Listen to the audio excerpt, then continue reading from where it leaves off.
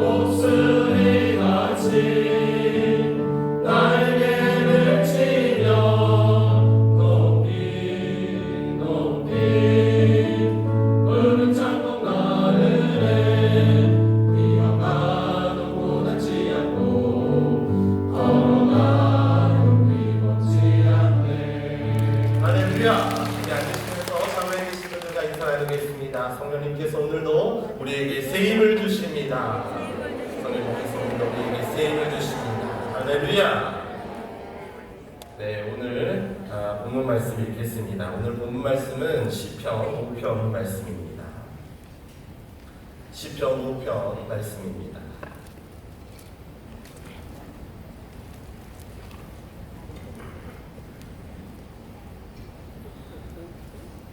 시편 5편 하나님의 말씀을 우리 다 함께 합독하시겠습니다. 여호와여 나의 말에 귀를 기울이사 나의 심사를 통촉하소서. 나의 왕 나의 하나님이여 나의 부르짖는 소리를 들으소서. 내가 주께 기도하나이다. 여호와여 아침에 주께서 나의 소리를 들으시리니 아침에 내가 주께 기도하고 바라리이다. 주는 죄악을 기뻐하는 신이 아니시니 악이 주와 함께 유하지 못하며 오만한 자가 주의 목전에 서지 못하리이다. 주는 모든 행악자를 미워하시며 거짓말하는 자를 멸하시리이다. 여호와께서는 피 흘리기를 즐기고 속이는 자를 싫어하시나이다. 오직 나는 주의 풍성한 인자를 힘입어 주의 집에 들어가 주를 경외함으로 성전을 향하여 경배하리이다. 여호와여 나의 원수들을 인하여 주의 의로 나를 인도하시고 주의 길을 내 목전에 곧게 하소서. 저희 입에 신실함이 없고 저희 심중이 심히 약하며 저희 목구멍은 열린 무덤 같고 저희 혀로는 아첨 하나이다. 하나님이여 저희를 정죄하사 자기 꾀에 빠지게 마시고 그 많은 허물로 인하여 저희를 쫓아내소서. 저희가 주를 배역함이니이다. 오직 주에게 피하는 자는 다 기뻐하며 주의 보호로 인하여 영영이 기뻐 외치며 주의 이름을 사랑하는 자들은 주를 즐거워하리이다. 여호와여 주는 의인에게 복을 주시고 방패로 함같이 은혜로 저를 호위하시리이다. 아멘. 할렐루야. 네, 오늘 효와 행복은 가져오셨죠? 네, 효와 행복은 74면에 있습니다. 8월 5일자 74면에 있습니다. 효와 행복이 없으신 분은요, 제가 최대한 또박또박 읽겠습니다. 잘 들어주시면 감사하겠습니다. 네, 8월 5일입니다. 효와 행복 제목은 나의 왕, 나의 하나님입니다. 요절 말씀, 11절 말씀 다시 한번 합독하시겠습니다. 오직 주에게 피하는 자는 다 기뻐하며 주의 보호로 인하여 영영이 기뻐 외치며 주의 이름을 사랑하는 자들은 주를 즐거워하리이다. 네, 제가 읽겠습니다. 많은 성도가 하나님을 멀리 계신 분으로 생각한다. 하나님께서 이스라엘 백성 앞에 놓인 홍해를 가르셨다는 것은 잘 알면서도 정작 자신의 문제에 있어서는 하나님은 내 문제에 관심이 없으실 거야 라고 오해한다. 우리는 하나님을 모세나 다윗의 하나님으로만 생각해서는 안 된다. 하나님을 나의 하나님으로 알고 만나고 교제해야 한다. 첫째, 나의 하나님은 내가 무슨 말을 하든지 나의 기도에 귀 기울이신다. 엄마와 이야기할 때 부끄럼 없이 있는 말 없는 말 다 할 수 있듯이 우리는 하나님께 어떤 말이든 할 수 있다. 어린아이가 엄마에게 떼를 쓰듯이 기도할지라도 하나님께서는 우리의 기도에 귀 기울이신다. 둘째, 하나님은 나의 하나님이시기 때문에 하나님의 집인 성전은 나의 집이다. 집에는 먹을 것, 입을 것, 보물, 편안한 안식 등이 있다. 하나님의 집에 가면 이런 풍요를 받아 누릴 수 있다. 그러므로 주의 풍성한 인자를 힘입어 주의 집에 들어가서 그 풍성함을 누리자. 셋째, 하나님은 나의 하나님이므로 내가 원수 갚으려고 나설 필요가 없다. 나의 하나님께서 나의 원수를 갚아주신다. 우리는 원수 때문에 절망하거나 분노하거나 시기하거나 질투할 필요가 없다. 억울한 일은 하나님께 맡기고 우리는 사랑하며 살자. 그것이 선으로 악을 이기는 것이다. 하나님은 신화 속의 존재가 아니다. 나와 상관없는 다른 사람의 하나님도 아니다. 하나님은 나를 사랑하셔서 나 대신 십자가 지신 나의 하나님이시다. 지금 즉시 하나님께 나아가자. 우리가 내 힘으로 세상을 살겠다는 고집을 꺾고 하나님께로 나아가면 하나님께서 우리에게 기쁨과 즐거움, 복을 내려주시며 우리를 보호하시는 방패가 되어 주신다. 아멘. 네, 시편 5편 설교 끝이라고 하면 좋겠지만 저에게는 아직 50분의 시간이 있습니다. 네. 표정이 즐거우시죠? 네, 주의 말씀을 가까이 하시는 여러분들 항상 기쁨이 충만하실 줄로 믿습니다. 우리 좌우에 계신 분들과 인사 나누겠습니다. 오늘도 하나님께서 소망으로 충만하게 하십니다. 한 번 더 인사 나누실 때 하나님께서 믿음으로 충만케 하십니다. 네, 마지막으로 하나님께서 오늘도 우리를 만나주십니다. 네, 할렐루야! 할렐루야! 네, 우리가 새벽에 예배하고 있지만 시간이 새벽이지 하나님과의 만남은 바로 이 시간 우리 가운데 충만하게 임할 줄로 믿습니다. 기대하는 마음으로 예배하시기 바랍니다. 기대하는 자에게 성령이 임하시고 기대하는 자에게 응답이 임하고 기대하는 자에게 기적이 임할 줄로 믿습니다. 네, 전교인 여름 수양의 둘째 날 새벽입니다. 지난밤 안녕히 주무셨습니까? 네, 아주 잘 주무신 것 같습니다. 얼굴이 아주 환하셔요. 네, 어제 은혜 많이 받으시고 또 지난밤에도 하나님이 주시는 꿀잠을 주무시고 지금 다시 한번 은혜를 사모하는 마음으로 이 자리에 오신 줄로 믿습니다. 저는 오늘 우리가 함께 읽은 시편 5편의 말씀을 통해서 함께 은혜를 나누고자 합니다. 효와 행복의 제목이죠. 오늘 설교의 제목은 나의 왕, 나의 하나님입니다. 우리 한번 따라 하실까요? 나의 왕, 나의 하나님. 한 번 더 따라 하시겠습니다. 나의 왕, 나의 하나님. 네, 오늘 제목인 나의 왕, 나의 하나님은 오늘 본문 2절에 등장합니다. 나의 왕, 나의 하나님이여 나의 부르짖는 소리를 들으소서. 내가 주께 기도하나이다. 아멘. 나의 왕, 나의 하나님. 오늘은 이 표현에 우리가 조금 집중했으면 좋겠습니다. 여러분들은 주님을 어떻게 부르십니까? 제가 답을 얘기했습니까? 주님이라고 답을 얘기했습니까? 다양하게 부르시죠. 아버지라고 부르시기도 하고 주님이라고 부르시기도 합니다. 나의 왕이라고 부르시는 분 계시면 손 한번 들어보시겠습니다. 할렐루야. 하나님을 나의 왕이라고 부르시는 분 계십니까? 네, 사실 나의 왕이라는 표현은요, 우리에게 굉장히 익숙하지만 다윗이 처음으로 고백한 하나님의 호칭입니다. 다윗은 하나님을 나의 왕으로 인식하고 있었어요.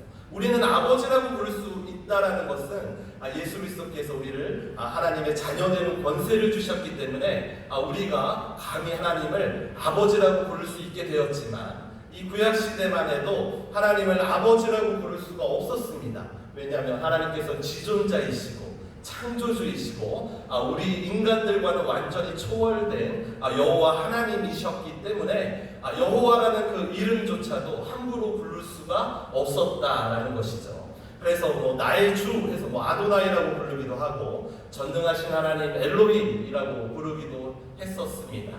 그런데 오늘 다윗은 나의 왕이라고 하나님을 부르고 있습니다. 우리의 왕이라고 부르지 않았습니다. 나의 왕이라고 불렀습니다. 전능하신 하나님이라고 부르지 않았습니다. 나의 왕이라고 불렀습니다. 나의 왕이라고 부른 것은 배타적으로 우리의 왕이 아니라 나의 왕입니다 라는 표현은 아닙니다. 하나님께서는 나에게는 왕이시라는 표현입니다. 나의라는 표현이 어떻게 우리에게 더 깊게 다가올까요? 여러분들은 나의 아버지라고 부르십니까? 우리 아버지라고 부르십니까? 우리 아버지라고 부르십니까? 우리 주님이라고 부르십니까? 나의 주님이라고 부르십니까? 네, 다윗은요 나의라는 표현을 많이 씁니다. 이 나의라는 표현을 쓸 수 있었던 것은 하나님과 다윗과의 그 인격적인 만남이 충만했다라는 것을 우리는 알 수가 있어요. 하나님과 인격적인 만남 가운데들 살아왔기 때문에 우리의 왕, 우리의 하나님이 아니라 나의 왕, 나의 하나님이라고 부르고 있었다라는 것이죠. 여러분들 하나님을 인격적으로 만나셨습니까? 네. 인격적으로 하나님을 만나셨습니까? 네, 하나님을 인격적으로 만나는 게 무엇이죠? 어떻게 만나는 것입니까? 네, 이렇게 얘기하면 또 당황하시죠. 그렇죠? 분명히 하나님을 인격적으로 만났는데 하나님을 인격적으로 만나는 게 뭐지? 하고 하면 갑자기 잘 표현이 딱 떠오르진 않아요. 우리는 하나님을 분명히 인격적으로 만났습니다. 하지만 이 표현이 조금 어렵습니다. 하나님과의 인격적인 만남이라는 이 표현은요 사실 영어에서 온 거예요. 영어를 우리말로 번역하면서 하나님과의 인격적인 만남이라고 했는데 영어에서는 personal encounter with God이라고 합니다. personal encounter with God이라고 해요. 그래서 personal encounter가 무엇이냐면 마주하다라는 것입니다.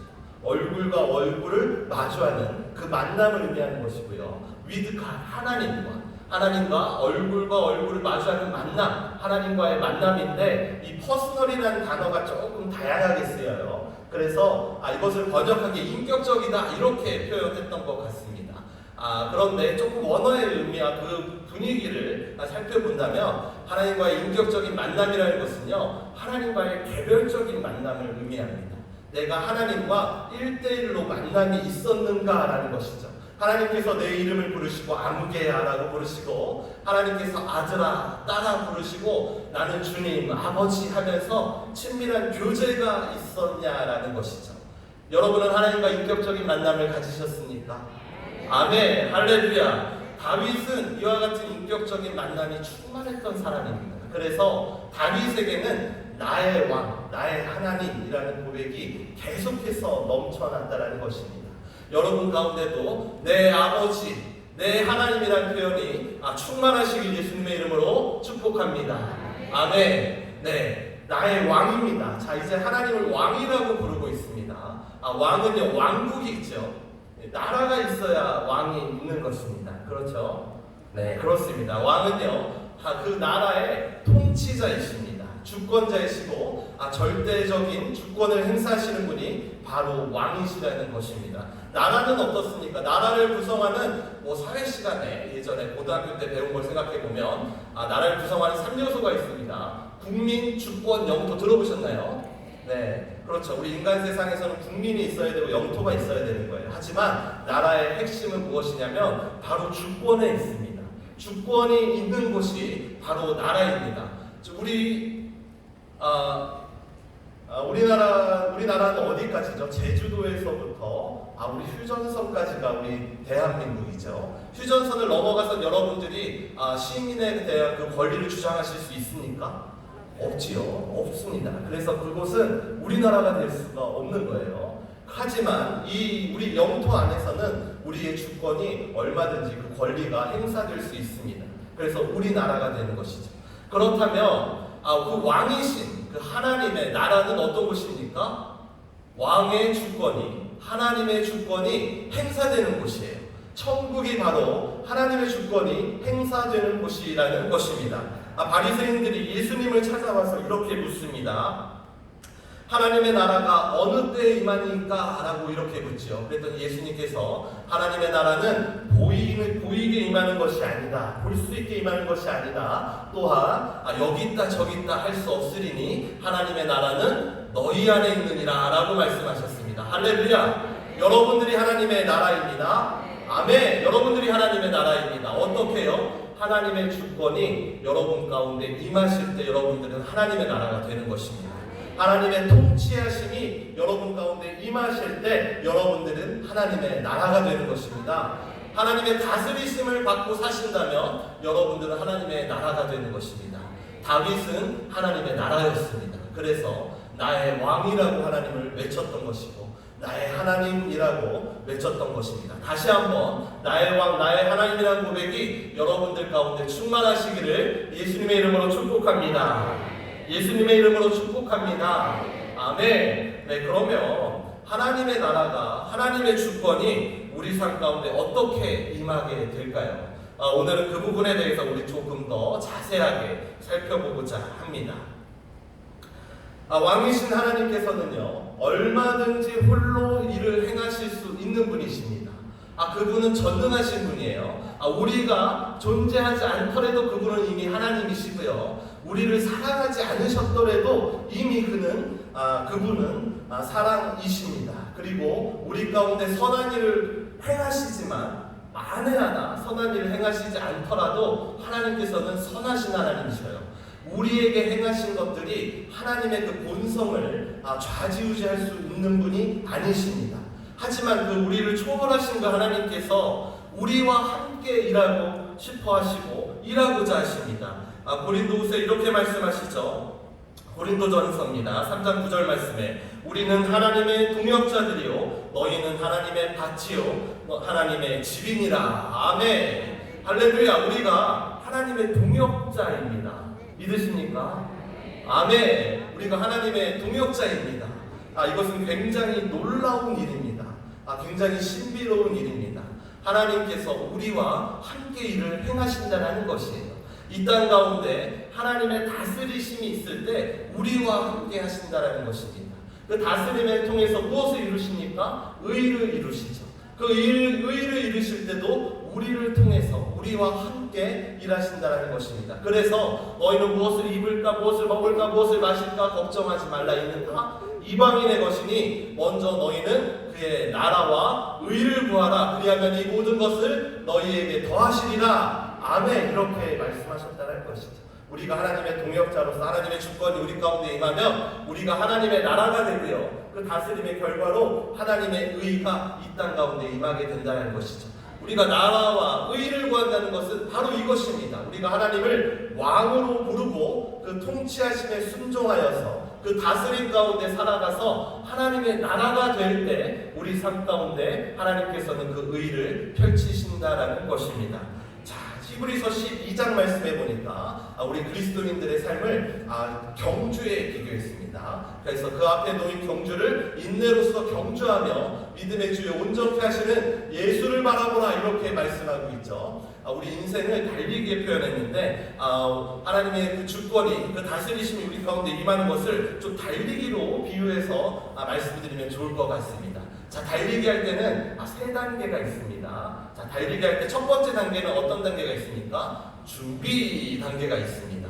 다 같이 모여서 달리기 경주를 하는데 선수들 모이세요 하면 자기가 알아서 막 뛰어나가는 게 아니죠. 준비 단계가 있습니다. 두 번째로 어떤 단계가 있습니까? 출발 단계가 있죠. 준비됐다고 출발하는 거 아닙니다. 나는 준비됐으니까 내가 출발해야지 하고 뛰기 시작하면 파울이죠. 실격이 됩니다. 출발 신호가 있습니다. 준비 땅 하면 뛰기 시작하는 거예요. 달리기는 언제 끝이 납니까? 결승점에 들어갈 때 끝이 납니다. 계속 뛰는 거 아니에요. 뛰다가 힘드니까 멈추면 실격입니다. 결승점에 들어가야 달리기는 끝이 납니다. 준비 단계가 있고요. 출발 단계가 있습니다. 그리고 결승점에 골이 나는 단계가 있습니다. 첫째로요, 준비 단계에 대해서 말씀을 드리고자 합니다. 준비 단계는요, 하나님께서 소원을 주시는 단계입니다. 빌립보서 2장 13절 말씀입니다. 너희 안에서 행하시는 이는 하나님이시니 자기의 기쁘신 뜻을 위하여 너희로 소원을 두고 행하게 하시나니. 아멘. 할렐루야. 하나님께서는요 이미 하늘에서 이루신 뜻들이 있습니다. 선하신 계획이 이 땅 가운데 섭리하실 때 어떻게 하시냐면 우리 가운데 소원을 주신다라는 거예요. 억지로 따라오게 하시는 게 아니라 우리 가운데 기대하는 마음을 주신다는 것입니다. 소망하는 마음을 주시고 이루고자 하는 소원을 주신다는 것입니다. 그 소원을 두고 행하게 하신다는 것이죠. 그렇다면 그 소망은 우리에게 어떻게 주십니까? 로마서 8장 14절 말씀입니다. 무릇 하나님의 영으로 인도함을 받는 그들은 곧 하나님의 아들이라. 아멘. 네, 성령의 인도하심으로 우리 가운데 소망을 주시는 거예요. 우리가 하나님의 아들들입니다. 하나님의 영, 성령의 인도함을 받는 사람들입니다. 성령의 인도함을 받아서 우리가 하나님의 소망을 받게 되는데, 그렇다면 그 인도하심, 성령의 인도하심 그렇다면 우리가 어떻게 받습니까? 성경에 분명하게 말씀하고 계시죠. 예레미야 33장 2절에서 3절입니다. 이를 행하는 여호와, 그것을 지어 성취하는 여호와, 그 이름을 여호와라 하는 자가 이같이 이르노라. 너는 내게 부르짖으라. 내가 내게 응답하겠고 내가 알지 못하는 크고 비밀한 일을 내게 보이리라. 아멘. 할렐루야. 네, 하나님께서 크고 비밀한 그 하늘의 섭리를 우리 가운데 소망으로 주시는데, 어떻게 주시냐면 부르짖어 기도할 때 주신다는 것입니다. 우리가 기도하는 이유가 여러 가지가 있지만 가장 먼저는 하나님의 나라와 의를 구하는 것이죠. 하나님의 다스림이심이 우리 삶 가운데 임하기 위해서 기도하는 건데, 막연하게 하나님의 나라를 위해서 기도하는 게 아니라 하나님께서 우리에게 소망을 달라고 기도하시는 거예요. 하나님께서 소원을 주시라고 기도하시는 겁니다.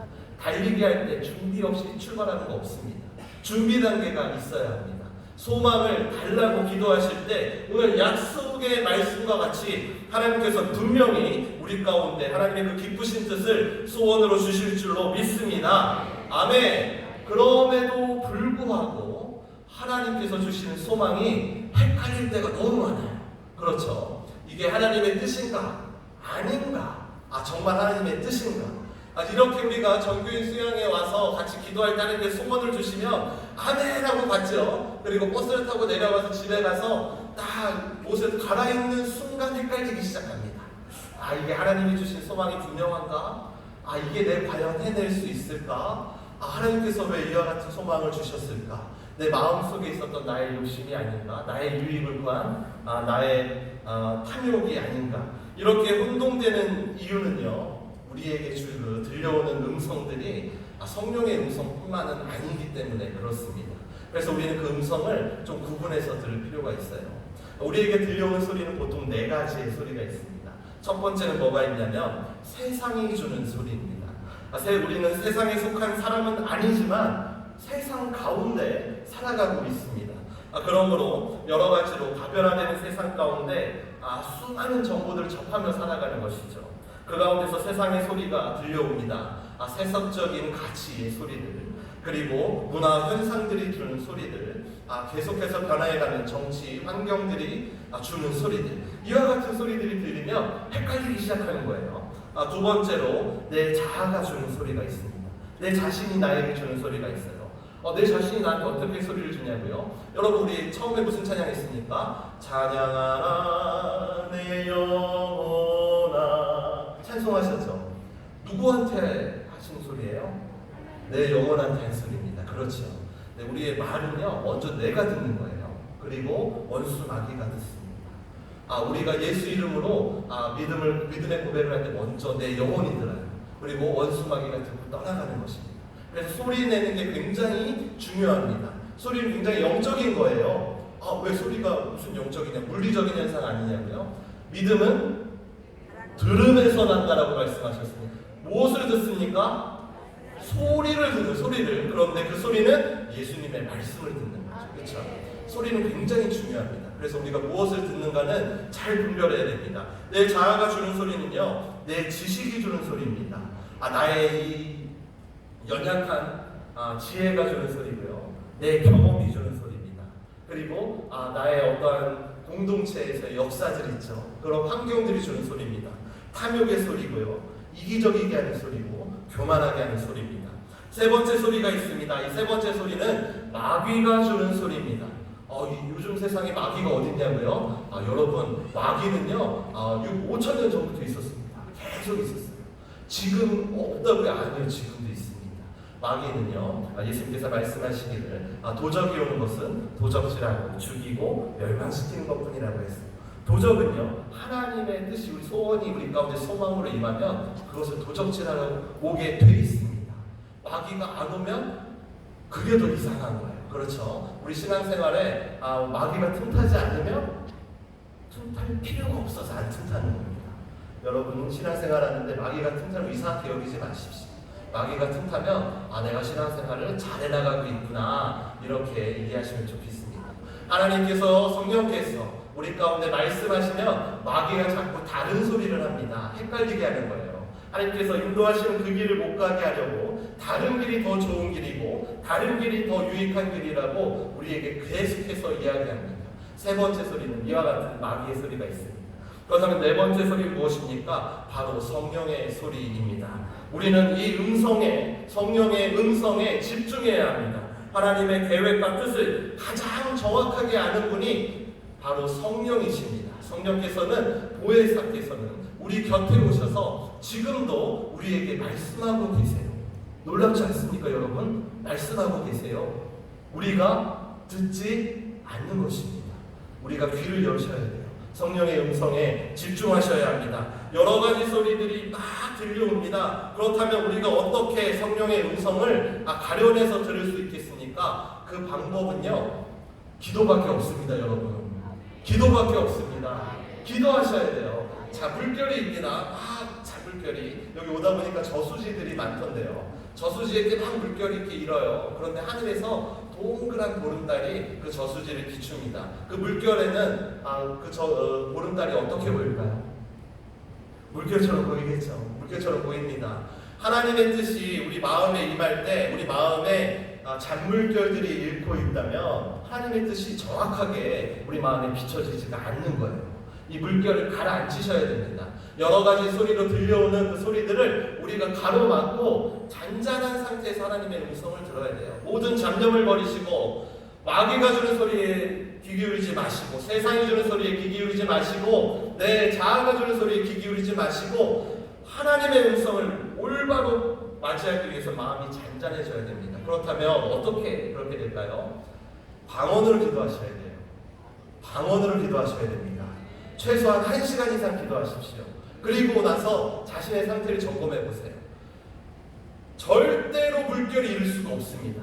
방언으로 기도하는 성령의 말하게 하심을 쫓아 기도하는데 물결이 일어날 수가 없어요. 방언으로 하면 무슨 말인지도 모르겠고 원래 무슨 말인지 모르는 겁니다.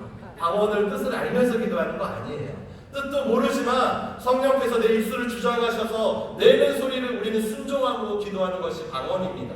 그렇게 1시간 기도해 보시기 바랍니다. 여러분들의 마음에 고요함이 찾아옵니다. 모든 잡념이 사라집니다. 모든 들려오는 소리가 떠나갑니다. 그때 성령의 음성이 영롱하게 들리기 시작하는 것입니다.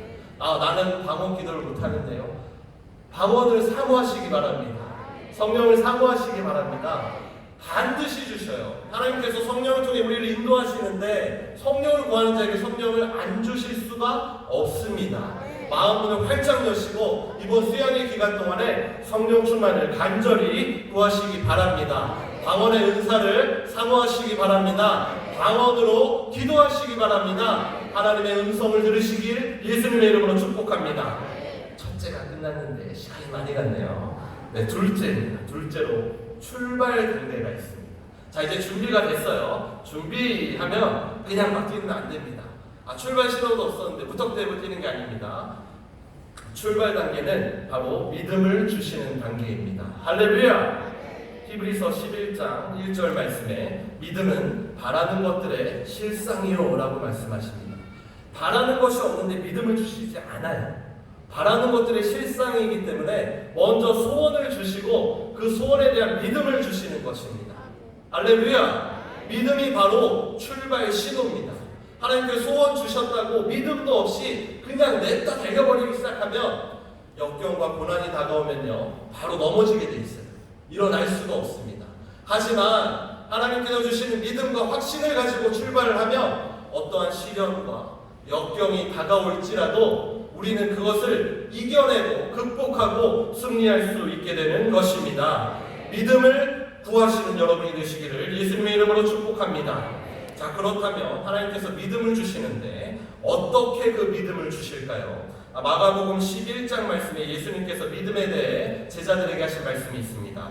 11장 22절에서 23절 말씀입니다.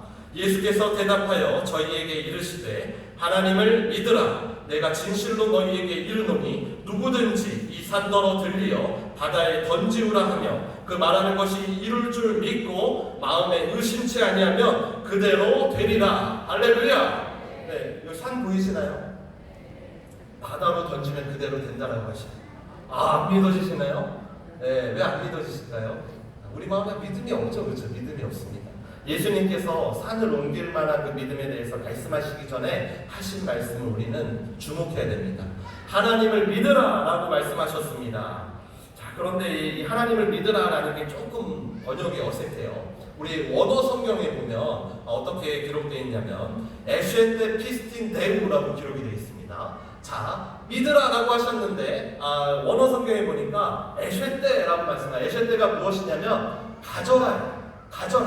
믿으라가 아니라 가져랍니다. 우리 피스틴은 무엇이냐면 피스티스, 믿음의 목적격입니다. 믿음을 가져라라고 말씀하신 거예요. 그리고 데우가 무엇입니까? 데오스, 하나님, 데오스의 소유격이 데우입니다.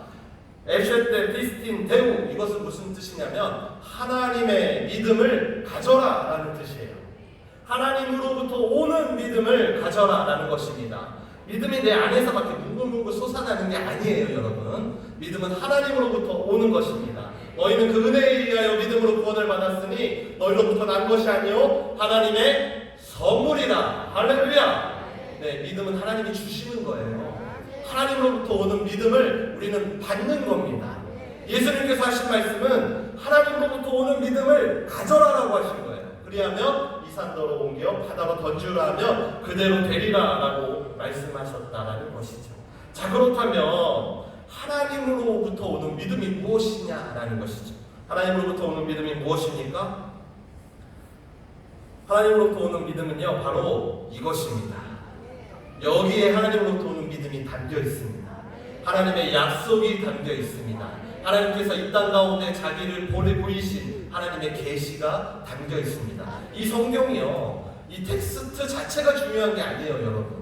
이 글자를 성경 100권 읽으신 분 계십니까? 안 계신가요? 네. 성경 100권 읽으신 분들도 많아요, 여러분. 그리고 성경 필사하시죠? 아마 몇 권씩 필사하신 분들도 많습니다. 그분들이 믿음으로 충만합니까? 아이고, 제가 말을 잘못했네요. 왜냐면요, 성경을 한 번 읽어도 믿음으로 충만해질 수가 있다는 소망을 드리고 싶어서 그래요. 네, 성경은요, 모든 성경은 성령의 감동으로 지어진 책이라고 성경은 기록하고 있습니다. 이 성경은 그렇기 때문에 성령의 감동으로 받으셔야 되는 거예요. 이 텍스트 자체도 우리가 순복해야 될 최고 가치, 최고 권위의 말씀임은 분명합니다. 하지만 하나님으로부터 오는 그 믿음, 하나님의 말씀 그 자체는 아니라는 거예요. 이 성경이 나의 삶 가운데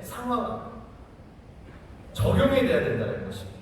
이 말씀이 나의 삶 가운데 들어와야 그것이 바로 성령의 역사심을 우리에게 주시는 하나님으로부터 오는 믿음이 된다는 것이에요. 여기서 혹시 불치병을 앓고 계신 분 계십니까? 네, 불치병을 앓고 계신 분들, 예수님께서 저가 채찍에 맞음으로 우리가 나음을 입었도다라고 말씀하셨는데 나는 왜 고침을 못 받습니까? 그 말씀을 성경이 닳도록 읽고 있는데요, 그 텍스트만 읽기 때문에 그래요. 성령께서 그 말씀 텍스트들이 떠올라서 우리 마음에 박히게 해주셔야 그것이 바로 하나님으로부터 오는 믿음이 되는 것입니다. 성경을 읽으면요, 믿음이 이 머릿속에서 맴맴 돌아요. 그런 거 아닌가? 그런 거 같다. 맞아. 믿어야 돼. 하지만 성령께서 역사하셔서 그 말씀 우리에게 주시면 뱃속으로 쑥 내려옵니다. 확신이 가득 차요. 배가 빵빵해집니다. 아멘 하던 사람이 아멘 이렇게 되는 거예요. 뱃속에서 생수의 강이 넘쳐른다고 말씀하셨죠. 그 생수가 무엇입니까? 성령입니다. 성령께서 이 말씀을 통해서 우리 가운데 충만하게 임하실 때 믿음이 생기는 거예요. 그때 출발하는 겁니다. 여러분 가운데 하나님께서 비전을 주셨습니까? 거기서 그치시면 안 된다는 거예요. 원수마귀는 도적질하고 죽이고 멸망시킨다고 했죠. 나 나쁜 놈이다 하고 오면은 누구나 다 분별해냅니다. 선하게 다가가요. 하나님 너에게 소망을 주셨구나. 야, 잘됐다. 이제 출발하자. 이렇게 얘기하는 게 마귀의 소리입니다. 여러분 혼동하지 마시고 미혹당하지 마시기 바랍니다.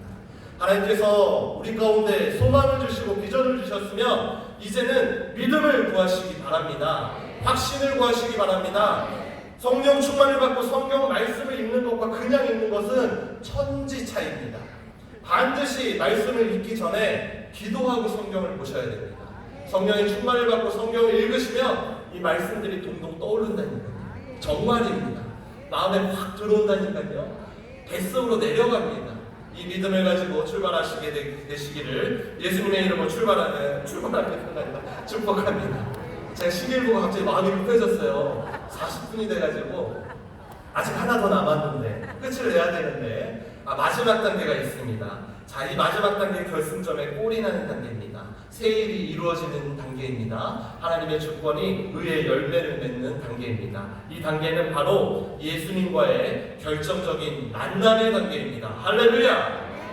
예수님과의 결정적인 만남을 오늘 가지시기를 예수님의 이름으로 축복합니다. 할렐루야! 이 단계가 가장 중요합니다.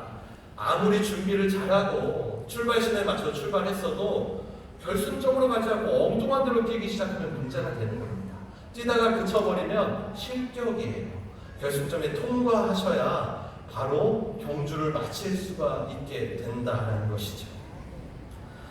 저는 예수님과의 결정적인 만남에 대해서 이야기할 때 마태복음에 있는 그 혈루증 여인과 해당장 야이로의 이야기를 굉장히 좋아하고 많이 인용합니다.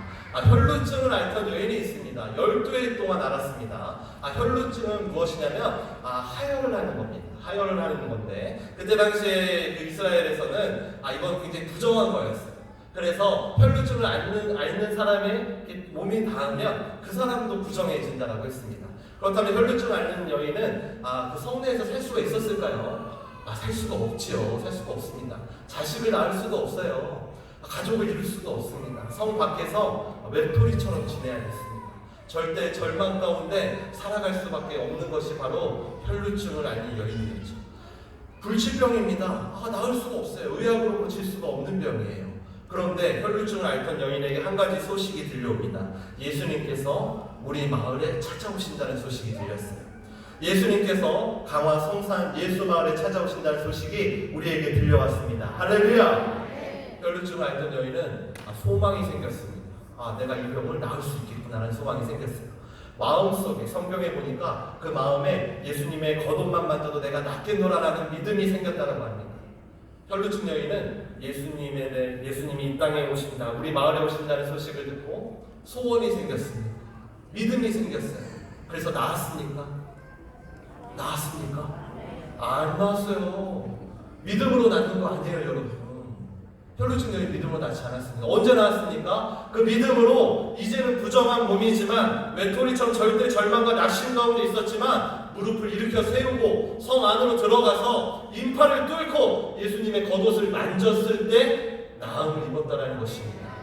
예수님을 만날 때 역사가 일어나는 것입니다. 해당장 야이로는 어떻습니까? 딸이 죽었습니다. 딸이 죽었어요. 그런데 해당장 야이로에게도 소식이 들려옵니다. 이 마을에 예수님이 오신다는 소식이 들려옵니다. 해당장 야이로는 마음속에 소망이 생겼습니다. 내 딸이 다시 살아날 수 있다는 소망이 생겼어요. 예수님께서 내 집에 오시면 내 딸이 나을 거라는 믿음과 확신이 생겼습니다. 그 믿음을 어떻게 증명됩니까? 회당이라는 곳은 바리새인들이 모인 곳입니다. 바리새인들의 철천지 원수는 예수님이셨어요. 바리새인들의 모임, 그 회당의 대표가 잘 알려진 그 회당장 야이로가 예수님을 향해 나아가기 시작합니다.